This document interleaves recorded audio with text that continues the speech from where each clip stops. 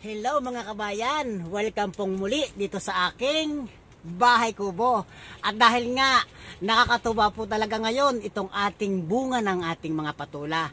At dahil nga autumn season na, kaya ito pong mga patula lang natin ang napakaganda sa ating ibang mga tanim dito. Kumpara do sa ating mga ampalaya, hindi na po sila kagandahan dahil nga lumalamig na ang panahon. Yung ating upo meron pa rin naman. At ito nga po yung kagandahan kapag tayo ay maraming mga tanim dito sa ating bahay kubo. Dahil itong patola, ito po ay late na bumubunga kung ikukumpara dun sa iba nating mga gulay. Kaya ito po, napakarami po nating kukunin ngayon at mamaya ko na lang po ipakikita yung aking mga makukuha ditong mga gulay.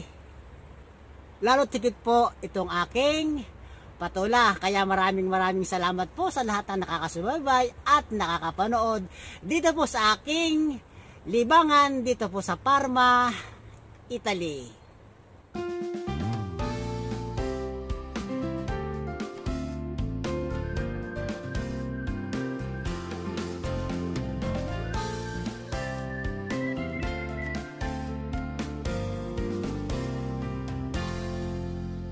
Kaya ito na po mga kabayan yung ating naani ngayon dito sa aking bahay kubo.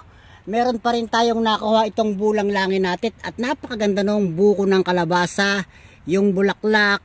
At saka yan, meron pa rin tayong nakuhang mga sitaw, yung siyempre hindi nababala yung kamatis.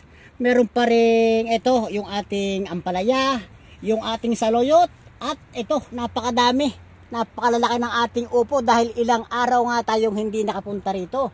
Dahil laging tayong busy sa trabaho at ito na nga yung ating napakadami at napakagagandang mga patola.